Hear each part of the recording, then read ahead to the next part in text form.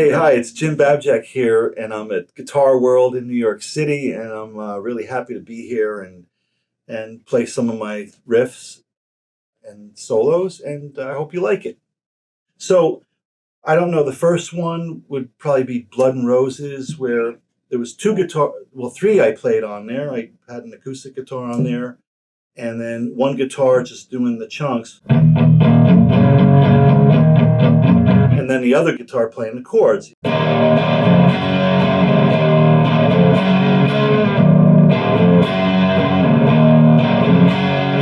And the G, I never play a G like this. I always hated that G, so I always play the two on the bottom, the B and the. It just sounds fuller. You know, sometimes I shake the hell out of it live. You know.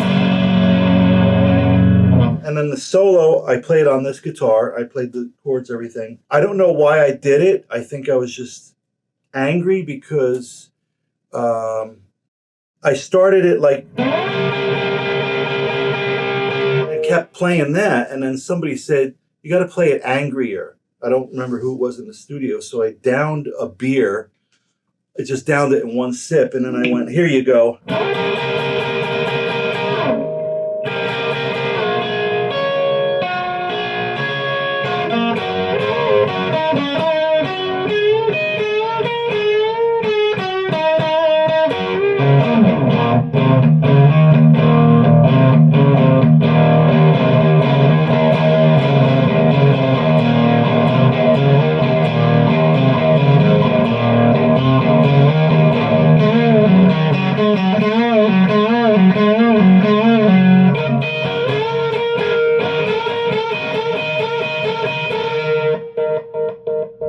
I did that little tag at the end, and I thought at the time it would be cliched, but I edited it in there, and it sounded great.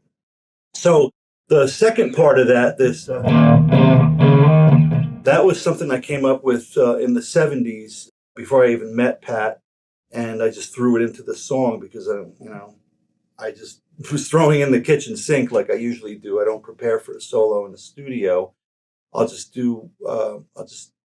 I like to keep it fresh, and I don't rehearse before, and I'll just do whatever comes in my head. And that came up.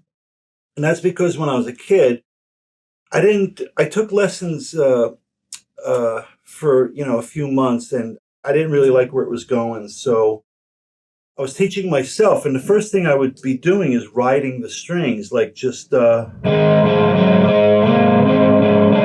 finding the notes that I liked. And I think it came from Taxman, like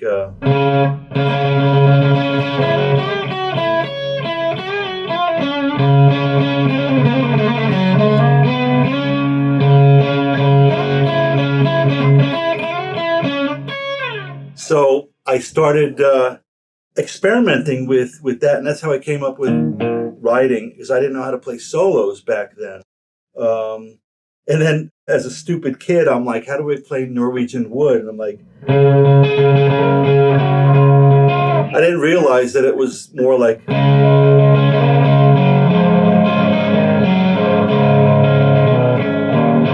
So I started doing the lazy thing myself, not lazy, but keeping my hand in one area, like a song that I wrote called One Look at You, I would keep it here.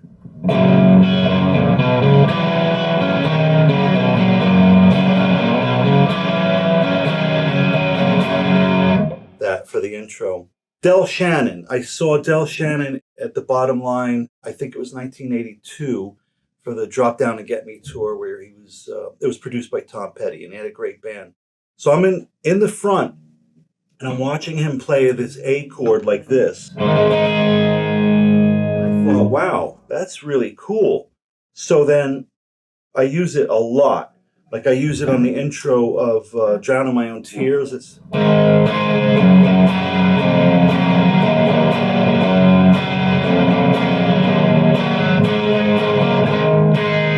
And I also use it for Top of the Pops.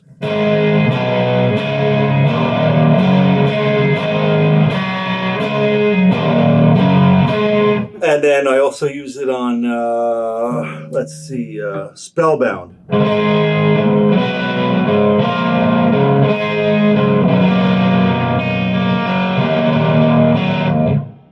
And because I'm self-taught with the chords, I don't know the names of some of them.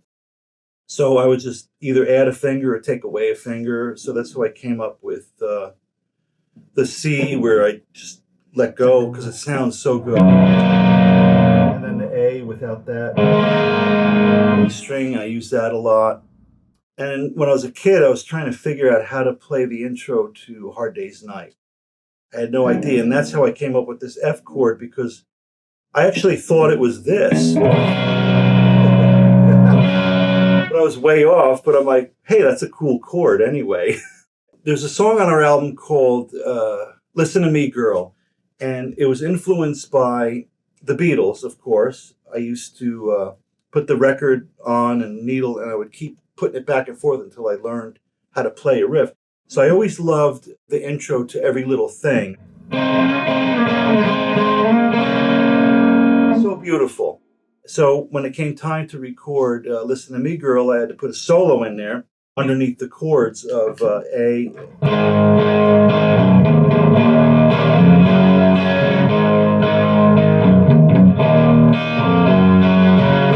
So underneath those chords, I added this.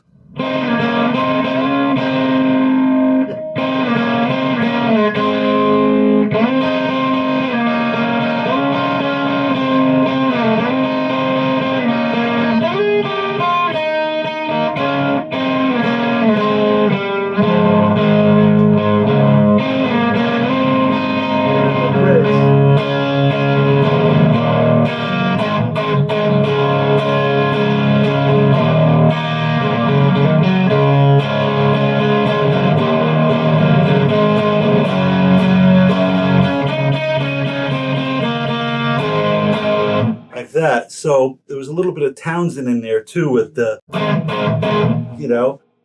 I tend to do that a lot. So, but Buddy Holly is also an influence on that, because playing the two bottom strings.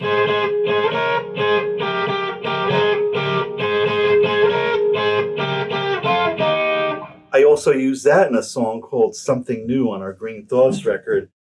And I hope I can do it. So it starts.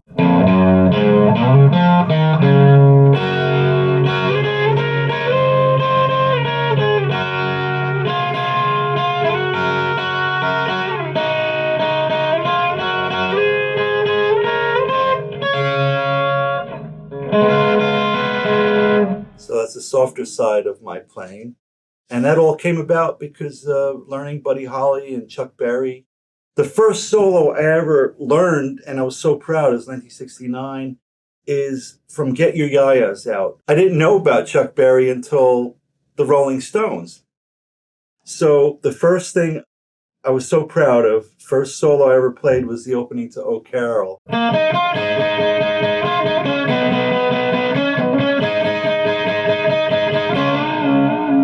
So I was so proud of that moment where I'm playing lead guitar now instead of just chords. The other thing I want to point out is, being that I'm self-taught with chords, I got a book that had the dots in it that show where you put your finger. So to this day, I can't play a D like this. It's just awkward to me. So because I saw that the dots were like that, I play it like this. So all my life, still to this day, I play this D. But it enables me to extend and go. And if I was doing this, I'd never be able to reach that. So it kind of comes in handy even with sparks and stuff. I don't know how Townsend played it, but when I was a kid, I learned how to play the beginning of Substitute. So at the end of Something New, it ends with. So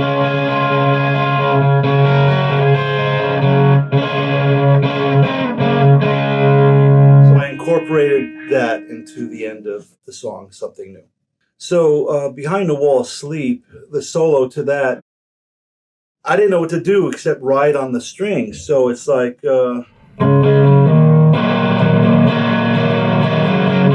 Also E minor. So the solo is.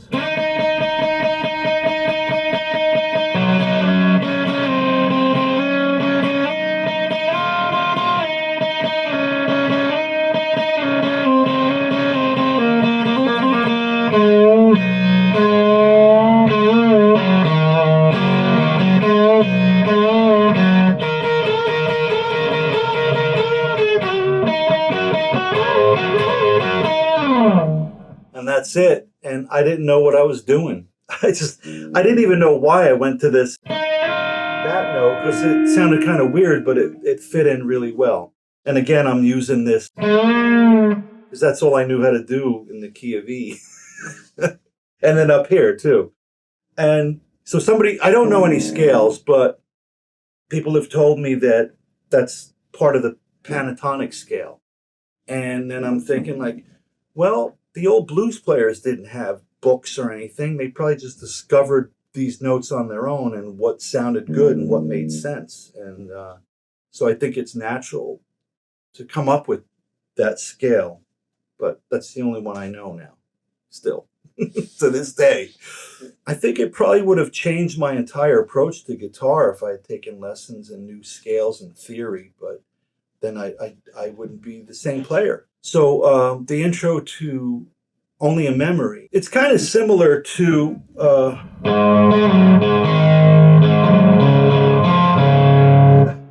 the Beatles, and then the Monkees did something like the same notes as I Want to Tell You by the Beatles.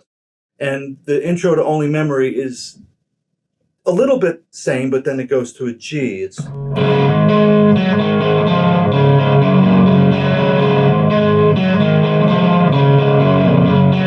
so I keep my hand in the same area. I don't go all over the place. I never knew the name of the chord, and like I said earlier, that I was trying to figure out the intro to Hard Day's Night. It's a cool chord. I always loved it. So I incorporated that into A Girl Like You. So ever since the beginning of the band, we've been tuning down a half step. One of the reasons for it was for Pat's voice. It was a better key for him. And the other was I was trying to play along with Jimi Hendrix's first album. And I tuned to back when I was a kid, I would tune to the album. I try to find out the general key. So like Purple Haze would be an E. And then I realized, wow, it's really a nice dark tone. It sounded better to me than regular tuning. So I kept it at that. And the only time I would tune up would be to play along with a record. So anyway, most of our songs are tuned down a half step. So anyway, A Girl Like You, that F chord is in the intro, which I'm told is an F6. I'm not good at retaining that kind of stuff. So the solo, I just come in with the drums cut out and it's just ringing on this.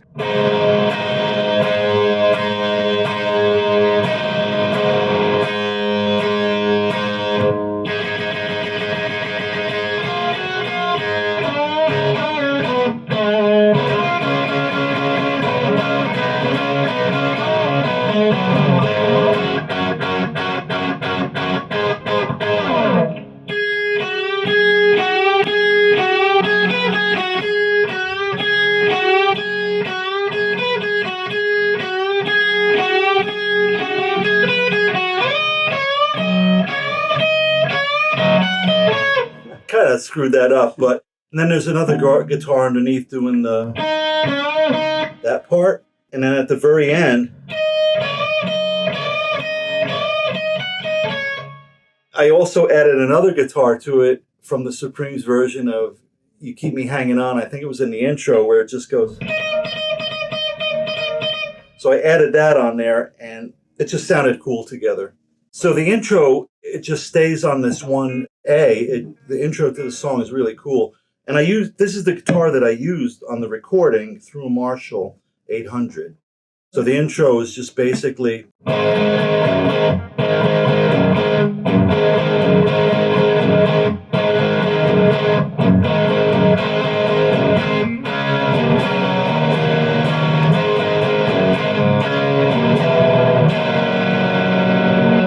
And Ed Stasian produced that record, and he made me do it 7 times. The same riff, exactly as, and says, Jim, you got to play it exactly the same way 7 times, because they were trying to get a bigger sound. Okay, so then when it comes to the solo, those chords are underneath it. There's a song called Sorry on our 2011 album, which has just been reissued recently on vinyl for the first time and on CD because it's been out of print for a while. So the lead-off track is called Sorry. And the solo I play on that is a chord-based solo. I probably got that from Pete Townsend, from Live at Leeds, just one guitar, bass, and drums. The power trio, kind of like how the Smithereens started out before we met Pat. We were together, I was together with Dennis for 9 years before we met Pat, and Mike, our bass player, for 5 years. So when we found Pat as a lead singer, we'd already had a sound as a trio. The song Sorry, the verse is in the key of E, and I'm just dragging along on the string.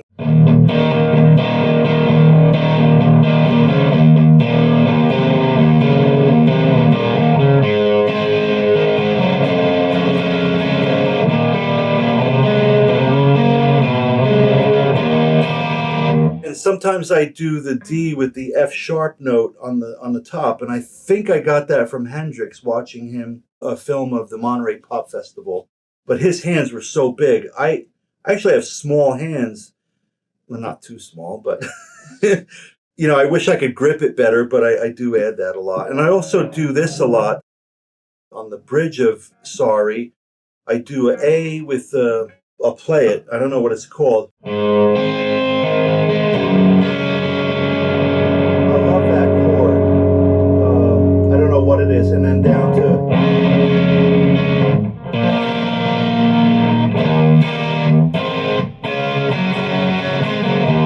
Before the solo, I give a little on that, and then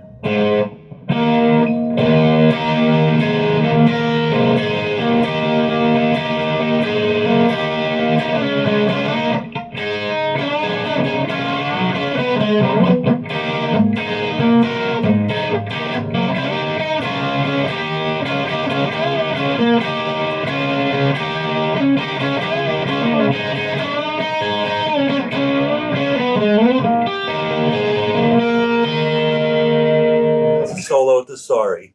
It's all chord based. And man, our drummer Dennis really kicks ass on that one, and playing with him is a joy because I feel like I'm 16 again. I use that F chord in Drowning My Own Tears also.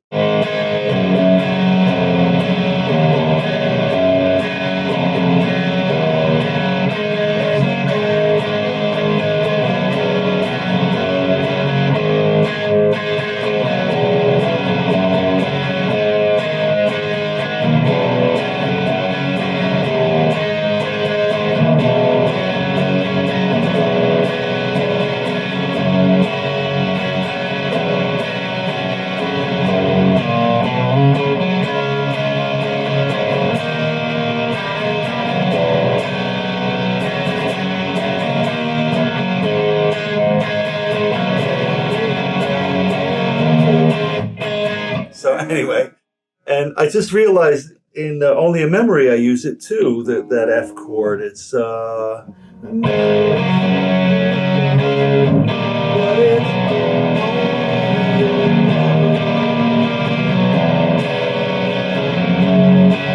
that chord adds a lot of dissonant notes and stuff that you wouldn't find if you played a regular F chord. And so I just went from Drowning My Own Tears to Only a Memory. It's that chord. So there's a song called Miles from Nowhere. And live, obviously, I can't do the D tuned down because I hit this D chord just in the intro when it comes to the D part.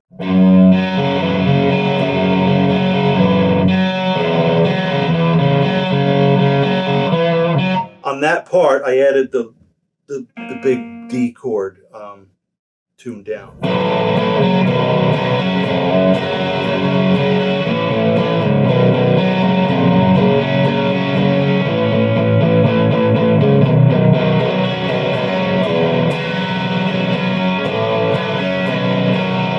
Using a variation of that chord again. And then that's where the solo comes in. It's a very basic solo.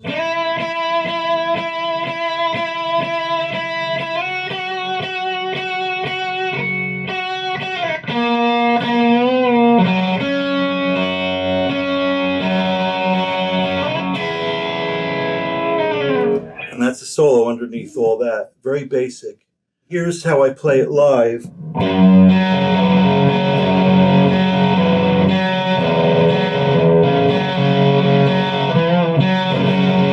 Yeah, that's the live version where I don't have it tuned down to the bottom D string because I can't do it.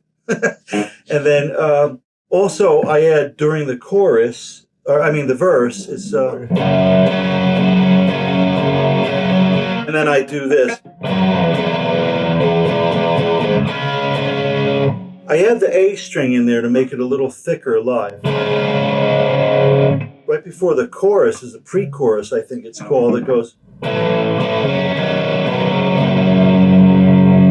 my hands are in the same position.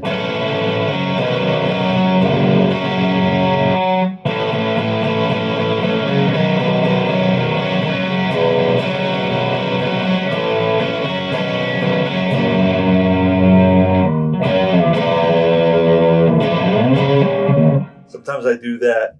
I might have gotten that from Townsend too, because yeah, I did, because and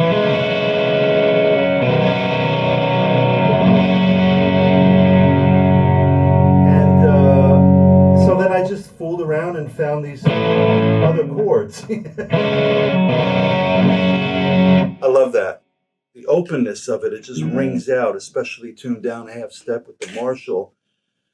A lot of gigs that we do, they give me the wrong amp, and I can't get that nice. I love that, and just the way, and you use your fingers just to play softer.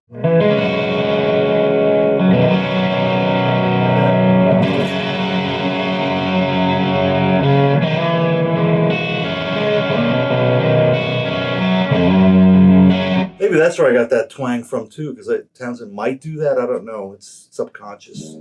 So another cool thing that I do, I think it's called a pull-off, is I think I got that from Dave Davies from a song I'm Not Like Everybody Else. He does these pull-offs, and that influenced me also, and I throw that in sometimes. One After 909, we had a bootleg of the Beatles doing it, and it's the version from 1962, not the one that people know from Let It Be, and it's more rock, and it's like.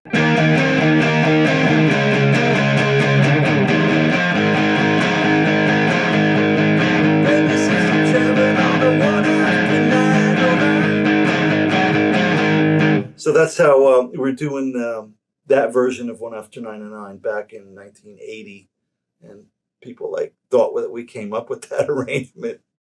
We did all these obscure things from the 60s, and people thought they were ours. Thank you, Guitar World, for having me up here and letting me play and show you some of my influences and how I played the guitar solos and the riffs that I came up with. And we'll see you in your town because we're always on tour. We've been playing since 1980, and we're not going to stop. So we'll see you in your neck of the woods.